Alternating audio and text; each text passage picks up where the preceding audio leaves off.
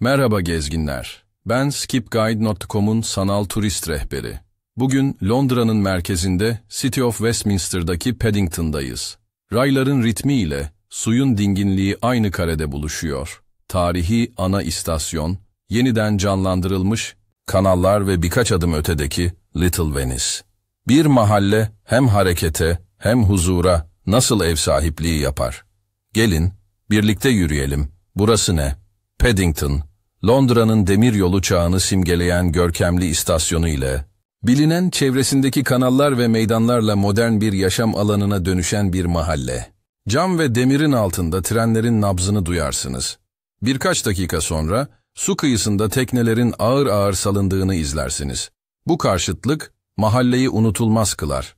Nerede ve nasıl gelinir? Paddington merkezi konumu sayesinde kolay ulaşılan bir kavşak. İstasyondan çıktıktan sonra kuzeye doğru yürüdüğünüzde kanala ve Paddington Basin'e açılırsınız.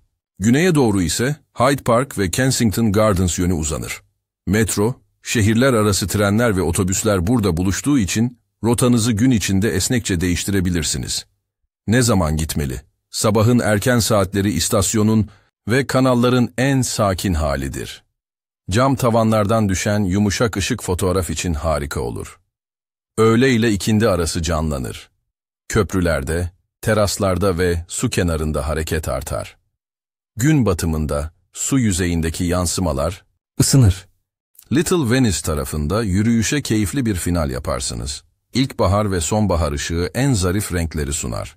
Yazın su kıyısı serinletir, kışın ise sisli sabahlar masalsı kareler verir. Ne kadar süre ayırmalı? Hızlı bir keşif için 1 saat yeter. Hem istasyonu hem kanalları sindirmek istiyorsanız 2 ile 3 saat ayırın. Bir kahve molası, su kıyısında 10 dakikalık bir oturuş ve Little Venice'e uzanan kısa bir yürüyüşle yarım gün tatlı tatlı dolar. Nasıl gezmeli? İstasyonun ana salonunda başınızı kaldırıp demir ve camın uyumunu izleyin. Peronların ucunda yakalanan simetriler fotoğraf için birebirdir. Bronz ayı heykelini bulun. Mahalleye adını sevgiyle taşıyan o hikayeye küçük bir selam verin. Ardından kuzeye, Paddington Basin'e geçin. Su üstündeki teraslarda kısa bir mola verin. Modern yaya köprülerinin hareketini yakalarsanız, küçük bir şehir koreografisi izlersiniz. Merchant Square çevresinden kanal boyunca yürüyerek Little Venice'e varın. Renkli tekneler ve ağaçların yansımaları burada sakince akıp gider.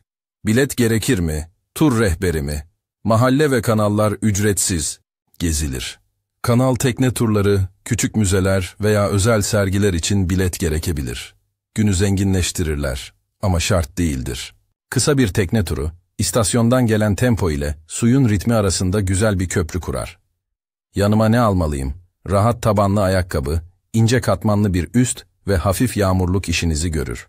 Su kenarında rüzgar serin esebilir. İnce bir şal iyi fikirdir.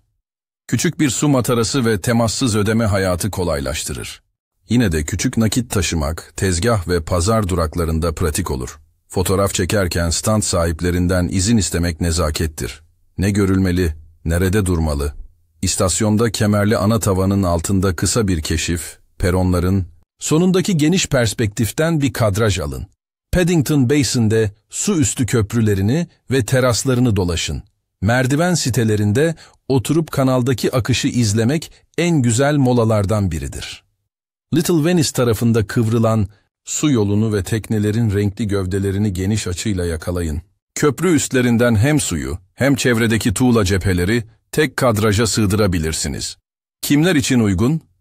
Aileler, yalnız gezginler, fotoğraf ve mimari meraklıları burada kendine ait bir köşe bulur. Zemin büyük ölçüde düzdür. Bebek arabası ve tekerlekli sandalye ile erişim rahattır.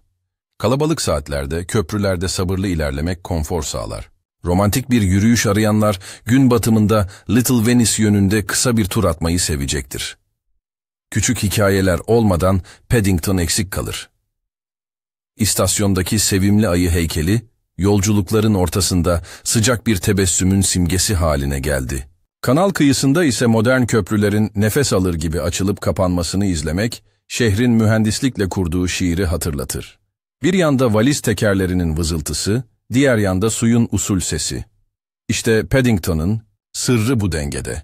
Kapanışa gelirken yürünebilir bir rota önerisi. İstasyonda kısa bir mimari tur ve ayı heykeliyle fotoğraf, ardından Paddington Basin'de, su kıyısında mola, sonra kanal boyunca Little Venice'e yavaş yürüyüş. Dönüşte Hyde Park yönüne uzayıp ağaçların altında nefeslenin. Gün bittiğinde, Londra'nın ritmi nasılmış sorusunun cevabı kulağınızda kalır. Bir yanda hareket, bir yanda sükunet. Ben skipguide.com'un sanal turist rehberi. Eşlik ettiğiniz için teşekkür ederim. Deneyimlerinizi yorumlarda paylaşın, kanalı takip etmeyi unutmayın. Şimdi düşünme sırası sizde. Sizin için bir yolculuğu tamamlayan şey, varış noktası mı, yoksa yolun üzerindeki bu küçük duraklar mı? Bu şehre ait daha fazla görülecek yer, skipguide.com'daki haritada yer alıyor. Haritaya erişmek için QR kodunu tarayın ya da açıklamadaki bağlantıya tıklayın.